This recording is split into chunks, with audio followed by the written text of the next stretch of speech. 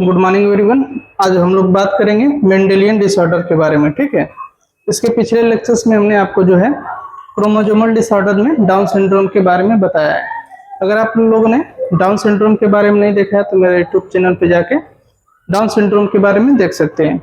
अब हम लोग जो है मेंडेलियन डिसऑर्डर में बात करेंगे एडवर्ड सिंड्रोम और पटाउ सिंड्रोम के बारे में। ठीक है, एडवर्ड सिंड्रोम होता क्या है, किसके वजह से ये जो डिजीज होता है, और फिर जो है हम पटाउ सिंड्रोम के बारे में देखते हैं और उसके कैरेक्टरिस्टिक्स फीचर्स के बारे में जानेंगे। ठीक है, तो पहले हम स्टार्ट करते हैं एडवर्ड सिंड्रोम्स के बारे में। ठीक है, एडवर्ड सिंड्रोम्स जो होता है इसका जो रीजन होता है ट्राइसोमी एट द 18 क्रोमोसोम। ठीक है, यानी कि जो ऑटोसोम्स होते हैं, ठीक है, ऑटोसोम्स मैंने आपको बताया था कि कितने होते हैं, 22 होते हैं।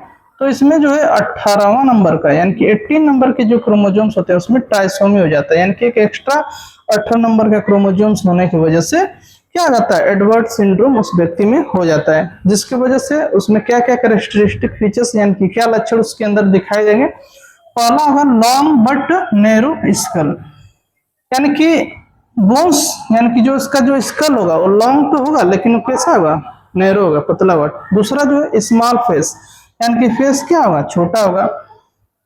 लो सेट ईयर्स, ठीक है, यानी कि जो ईयर्स जो होंगे उसके जो है थोड़ी क्या होंगे, नीचे की तरफ जो है सेट होंगे यानी कि व्यवस्थित होंगे। ठीक है, वेब्ड नेक, ठीक है, यानी कि वेब्ड नेक का मतलब क्या है कि जो शोल्डर्स होंगे वो गर्दन से सटे होंगे जिससे उसकी गर्दन स्पष्ट रूप से दिखाई नहीं देगी। ठीक है, और ऐसे लोग भी क्या होते हैं, इसमें चौथा पॉइंट ऐड कर लीजिएगा, मेंटल रिटार्डेड। ठीक है, मेंटल रिटार्डेशन, ठीक है ना, रिटार्डेशन यानी कि इनकी जो बौद्धिक क्षमता होती है उसका जो डेवलपमेंट है या जो ग्रोथ है वो नहीं हो पाता है। ठीक है, तो ये था ट्राइसोमी 18 नंबर की वजह से जो है एडवर्ड सिंड्रोम होता है उस व्यक्ति में। ठीक है, अब आते हैं दूसरा जो डिसऑर्डर है जिसका नाम है पटाउ सिंड्रोम्स। ठीक है, पटाउ सिंड्रोम्स भी क्या है, ट्राइसोमी है, और ये ट्राइसोमी जो है कौन से नंबर के क्रोमोसोम्स में हो रहा है, तो हो रहा है 13 नंबर के क्रोमोसोम्स में। ठीक है,